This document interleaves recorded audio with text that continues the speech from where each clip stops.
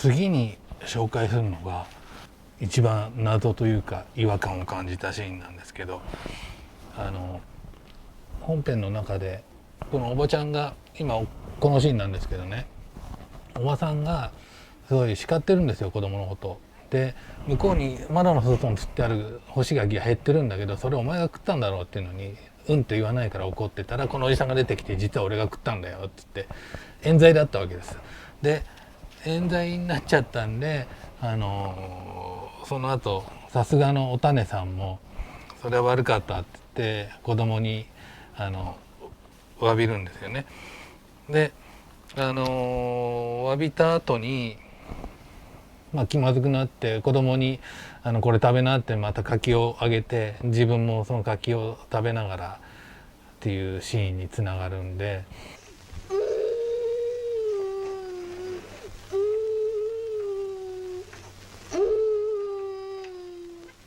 もう泣くのおいし、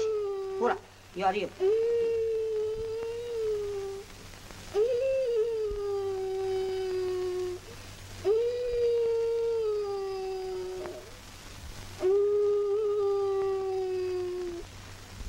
この辺りからおばさんの心理変化が起こってきて、子供に感情移入し始めるんですね。ここで同じ一緒に柿を食べてるってシーンで、その後こうやって物干しのシーンがあって、そこでまた最初にあったみたいに布団が出てくるんだけど、またおもらしをしちゃってますっていうところにつながるんです。ですが本編はこうなんだけれども、ここ見てください。今のとこですね、火鉢でキセルを取り上げるが少々考え込むフェードアウトになってます。でその次のシーンなんですよ。ここフェードイン、付近のところ霊柩車が故障して止まっている。でその次、焼け木に縄がかかって風に揺れている。カラスの声が不気味である。そして次、お種の、家の横、外のところへ寝小便の布団と寝巻きが干してある。さっきのシーンですよね。でおばさんが火鉢の前で柿食べてしょんぼりしてた後に物干しになってましたけど、そうじゃなくてその間にこの霊柩車が故障して止まってて、焼け木に縄がかかって風に揺れてて、カラスの声が不気味って、ちょっとこれホラーじゃないでしょうか。ちょっとあまりにもね不思議だったんで、チャット GPT でね絵を作ってもらったんです。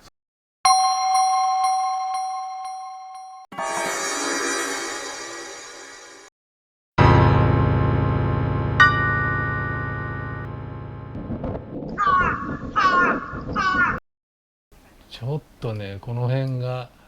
ホラーすぎますよね。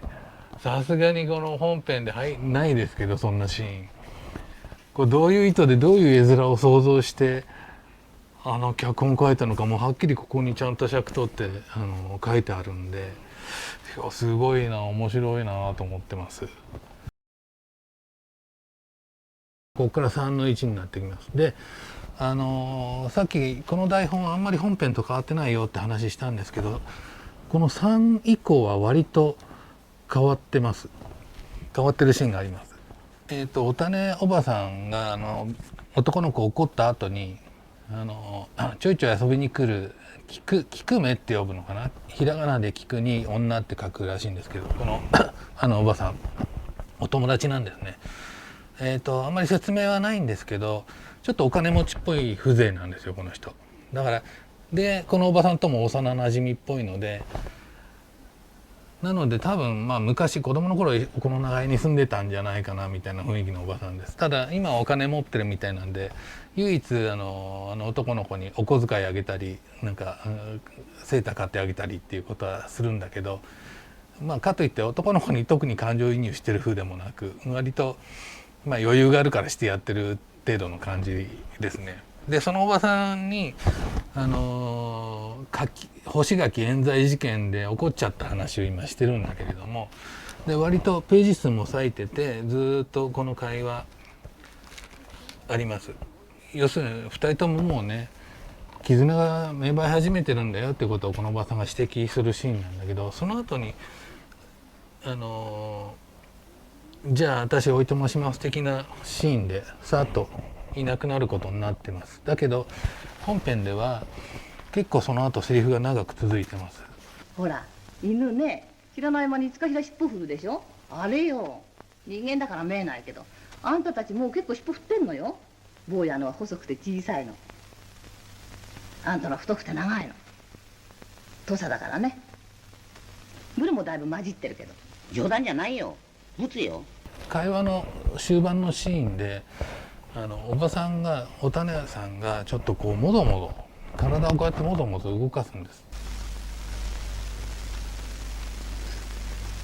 何？坊やからもらっちゃったらしいの。要は当時の話なんでしらみだか飲みだかをもらっちゃったんだっていう。それって男の子が登場した直後から男の子やってるんですね、こうやってもぞもぞ。でその後のシーンになると2人で一緒にこうやってるっていう。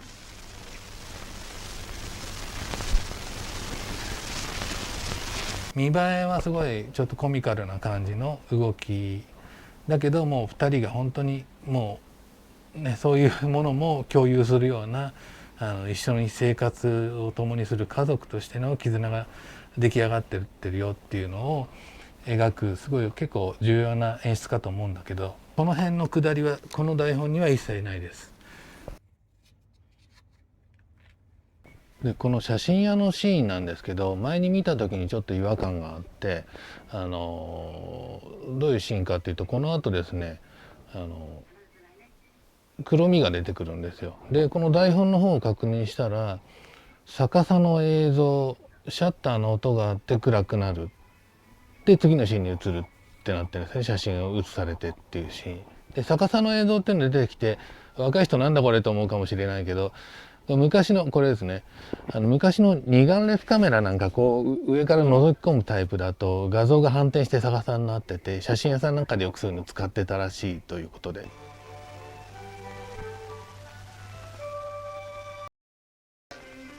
はい。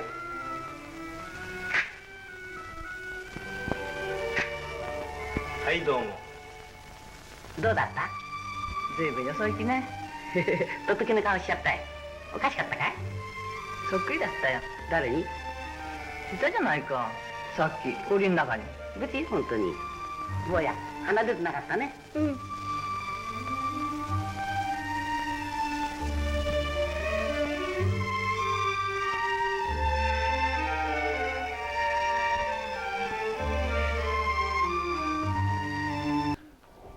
でね数えたらね20秒ぐらいセリフがあって、フェードインしてここね、でここはさっき言った唯一のフェードインなんですけれども、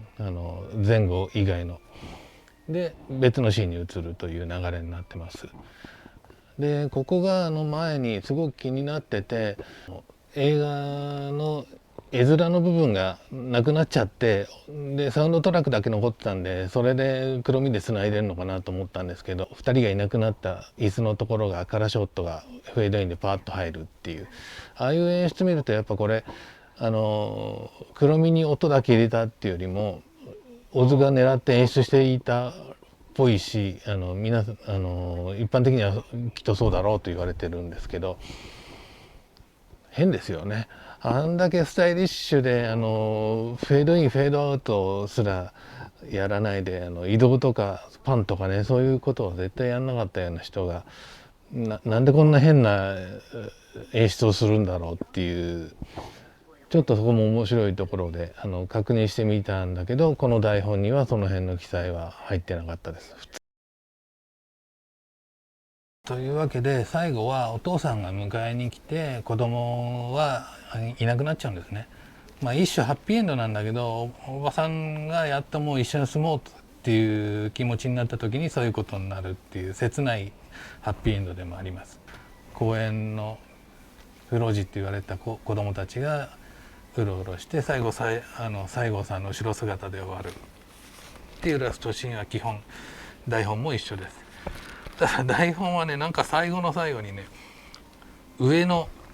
西郷さんの銅像、その周りに子供たちが大勢遊んでいる、やがて子供たちは幸せになるであろうよくわかんないですけどなんか、ね、なんか希望なのかもしれないですね。そういうちょっと希望的観測で終わっております。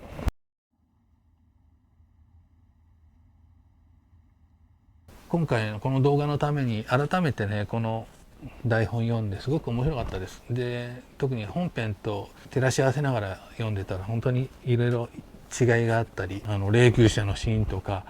謎のシーンとかがあったりして、ね、面白かったんだけれども、普通の台本としては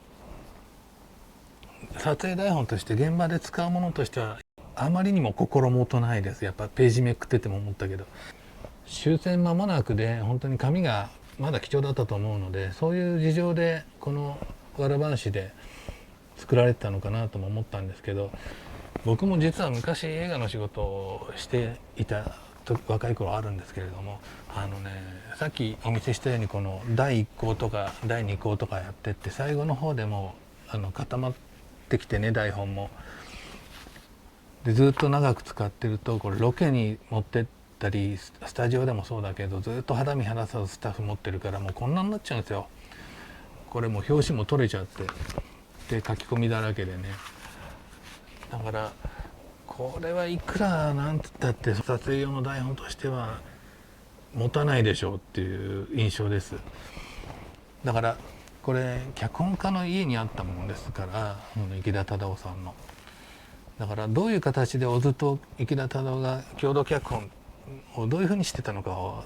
僕はちょっと勉強不足でわからないんですけれども、例えば黒沢なんかはね橋本忍が書いて黒沢がチェックして書き足したりなんかして、で小国秀夫がそれをチェックしてみたいな流れでやってたみたいなのを聞いたことあるんですけど、あと小津安二郎の記録映画かなんかでは野田光吾さんが存命の頃に出てらっしゃって、で晩春以降ずっと野田光吾さんと共同脚本なのでお二人で。で野田さん茅ヶ崎のねあそこの旅館とかああいうところにこもって2人でお酒飲みながらセリフを言い合って書いてたみたいな話をされてたような記憶はあるんですけど、池田さんがどうやってたのかはよく分かんないです。ただ僕これも完全想像ですけど、池田さんがまあどんな形にしても小津さんと共同で書いて鉛筆なり何なりで書いて、じゃあこれで出来上がったね固まったねっていう段階でそれを清書してガリ刷りして小津さんをはじめそのメインスタッフの方にプロデューサーとかに見せるため用の段階のものかなという想像ですけど、そんな気がしております。はい。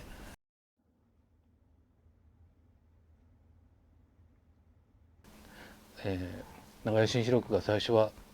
課題ですけど「東京物語」っていうタイトルだったっていう。長屋新四六が1947年で東京物語が1953年ですから、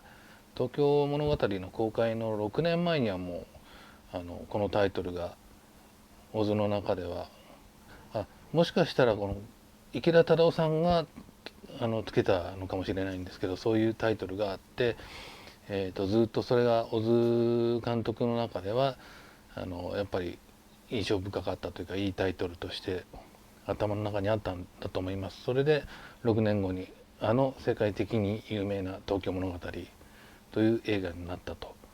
それだけでも非常にね本当にこの台本は貴重なものだと思います。池田忠夫さんと小津監督の最後のコンビの作品の台本っていうこともあるし、その池田忠夫さんがお持ちになってたものだっていう、そしてこんなにいっぱい貴重な書き込みがいっぱいあるっていうところで、本当に映画の資料として小津だけではなくて日本映画の資料としてもすごく価値の高いものだと思います。なので僕みたいなもんが持ってちゃいけないというか、僕の唯一の財産とも呼べるようなものなんですけれども、僕の部屋に飾っておくようなものではないなっていうのを改めて思いましたので、どっかしかるべき機関とか施設とかがあればそういうところに寄贈して長く保管していただいたり、